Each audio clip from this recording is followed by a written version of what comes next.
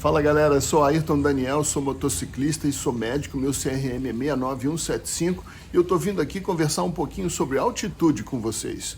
Muitos dos nossos colegas, quando se aventuram numa primeira longa viagem, traçam um roteiro até o deserto do Atacama, São Pedro do Atacama. Só que para chegar lá, uma das dificuldades dessa jornada é atravessar a altitude dos Andes. E durante esse percurso, a gente sofre algumas interferências na nossa saúde. Você já ouviu falar no mal da altitude?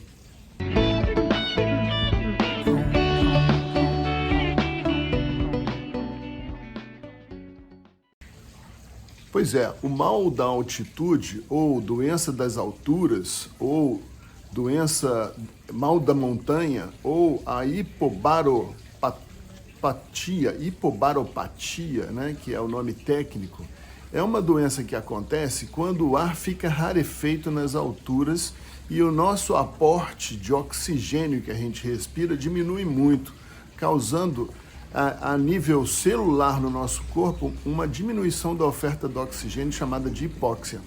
Essa hipóxia, alguns cientistas sugerem que essa hipóxia seja o mecanismo através do qual os vasos sanguíneos permitem o atravessamento de líquidos do tecido, do espaço intravascular para o tecido, causando edema tecidual. Esse edema pode acontecer não só nos nossos pulmões, como no nosso cérebro. Ele está acontecendo em todas as nossas células. Porém, quando ele acontece acentuadamente no nosso pulmão e no nosso cérebro, ele atinge proporções em que isso pode se tornar patológico, grave e até causa de morte. Então, é muito importante entendermos um pouquinho essa fisiopatologia e entender que a doença é causada pela falta do oxigênio, pelo edema residual, que é esse excesso de líquido depositado nos tecidos, e ao mesmo tempo por uma desidratação que acontece pela nossa respiração acabar perdendo mais vapor d'água do que o normal quando nós estamos em altitudes normais. Então, esse problema de saúde, ele se acentua em alguns fatores predisponentes, né? Quais são esses fatores predisponentes? O primeiro deles é a velocidade de ascensão. Se você sobe muito rápido, o risco de chegar a um nível patológico dessas mudanças ambientais é muito maior. Se você sobe mais devagar, o risco é menor. Segundo fator predisponente a atividade física que você exerce. Se você na altitude continua exercendo uma atividade física excessiva, ou que seja a sua basal lá do nível do mar, isso vai aumentar a sua chance de adoecer mais rápido. O terceiro fator, sem dúvida nenhuma, está relacionado à altitude que nós estamos falando. Para atravessar o Jama ou atravessar o Cico, nós vamos a 4.000 e poucos metros. Acima de 2.000 metros, a doença já pode acontecer, né? Então, 4.000 metros já é uma situação crítica. Se estamos falando de montanhismo, alpinismo, escaladas, que vamos acima de 6.000 metros, a situação é ainda mais grave. Mas não subestime os 4.000 metros. 4.700 metros no Passo de Jama, no Passo de Cico, aqui para quem está indo para o Atacama, já é o suficiente para causar todos os sintomas que nós vamos falar aqui. E o quarto fator, talvez, seja o fator suscetibilidade individual de cada um. É bem verdade que o indivíduo mais preparado fisicamente não tem muita vantagem com relação a se prevenir desse mal. Às vezes, o indivíduo que não tem um preparo físico muito avantajado resiste melhor a essa situação de mudança de aclimatação de altitude, e outros indivíduos que têm uma prática de atividade física mais usual passam mais mal. Então, é importante saber que isso também não vai definir o seu risco, né? É uma susceptibilidade, digamos assim, individual, quase que cromossômica e genética, né? Bom, mas aí vamos falar então o seguinte: quais são os sintomas que aparecem quando você está na altitude e começa a sofrer o mal da altitude? Vamos lá. Os sintomas mais comuns da doença das montanhas, vamos dividir aqui entre os sintomas mais comuns, que são os leves, e os sintomas mais raros, que são os graves, certo?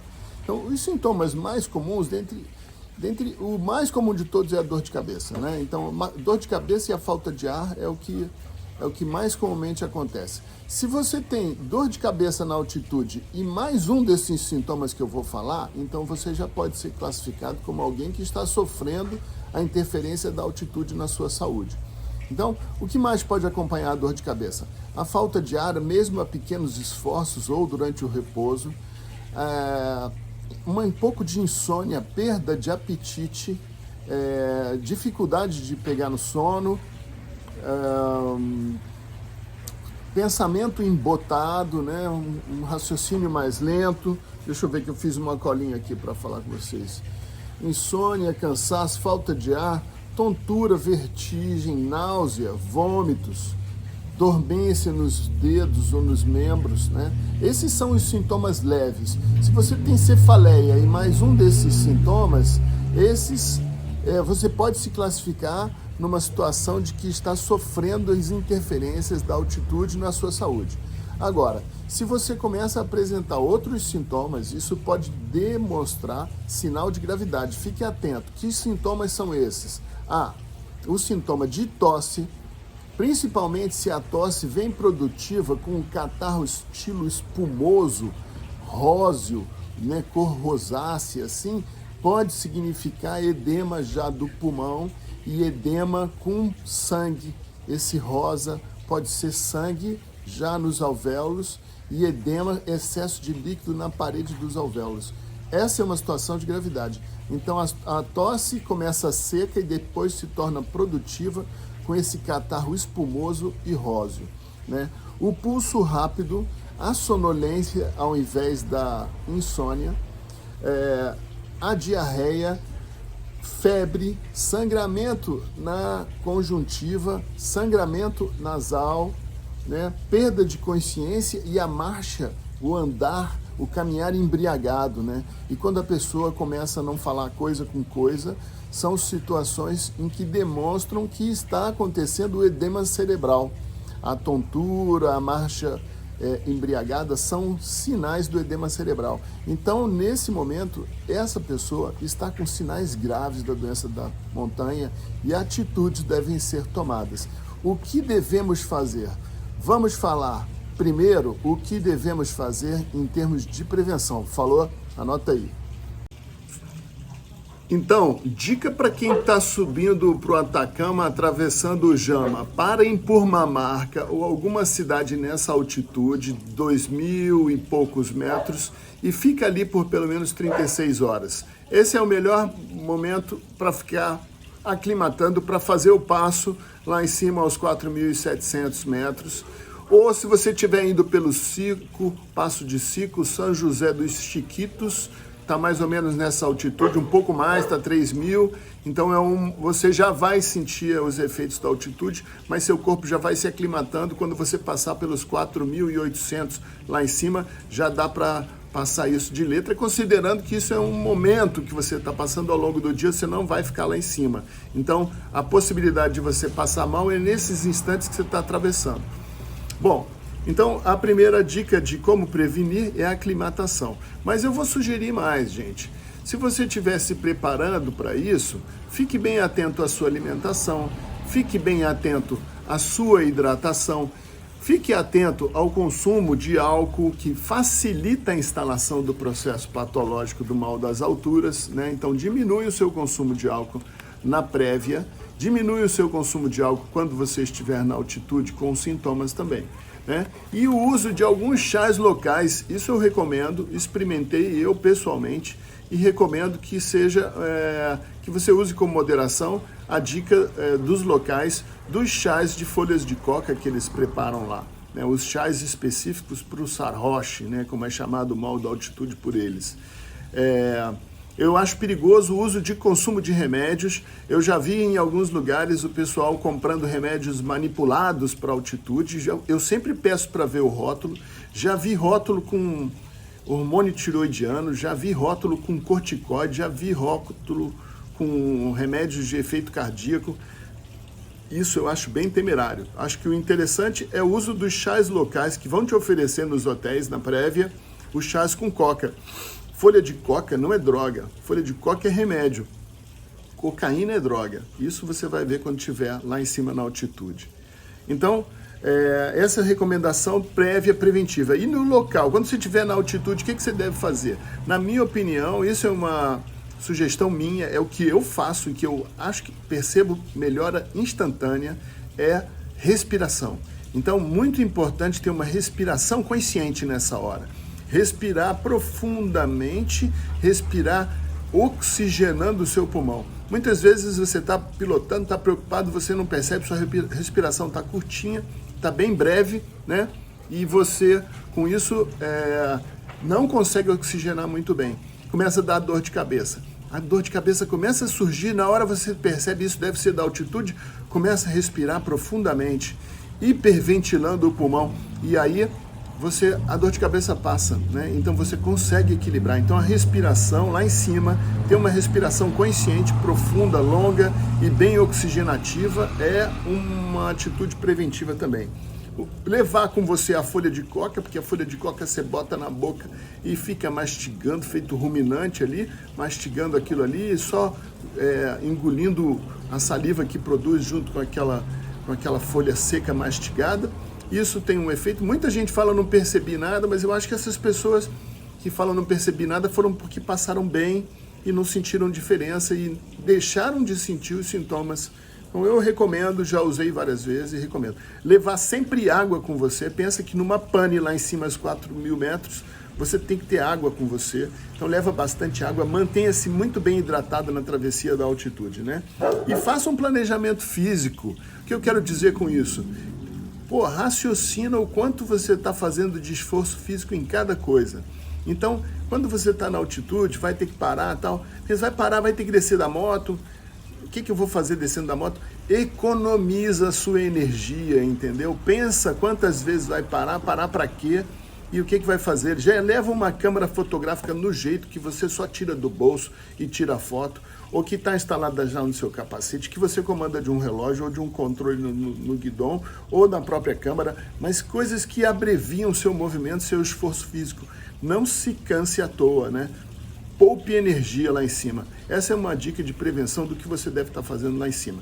É isso aí. Vamos falar então agora sobre como tratar os sintomas e o mal-estar do mal das alturas. Vamos lá? Bom, então vamos falar agora sobre tratamento do mal das alturas, né? Vamos fazer o tratamento também dividido. Se a situação é grave, se o indivíduo apresenta sintomas de gravidade, não está melhorando e está ficando cada vez pior, só tem uma solução: descer para altitude mais baixa. É imprescindível, importantíssimo. Ou isso, ou usar uma câmera hiperbárica. Existem câmeras hiperbáricas portáteis. Eu nunca vi uma, acho que isso é só para agrupamentos de alpinistas que vão a altitudes muito, muito altas. Não sei se tem câmera hiperbárica em lugares como Atacama, mas a câmera hiperbárica é um artifício que poderia ajudar a colocar a pessoa na pressão adequada que ela deveria estar, né, mais próxima do nível do mar, para fazê-la se recuperar, mesmo ela estando na altitude, mas dentro dessa câmara ela estaria numa pressão aumentada. E isso dá uma solução para o problema. É como se tivesse descido, né? Mas nos casos graves é imprescindível que o indivíduo desça para uma altitude mais baixa. Já nos casos leves, aí eu vou chamar até a atenção do seguinte: cuidado com cuidado com as suas consultas ao Dr. Google, né? Porque o Dr. Google muitas vezes fala coisas com ênfase em assinaturas até de algumas revistas, mas que não tem embasamento ainda, que não são comprovações científicas. E quase tudo no que se refere ao tratamento da doença da altitude leve, que é o que nós vamos passar motociclistas, é dúbio, não é comprovado cientificamente. Com relação aos remédios que a gente vai poder usar, então, o que se propaga? Com relação aos remédios, o que se propaga hoje em dia?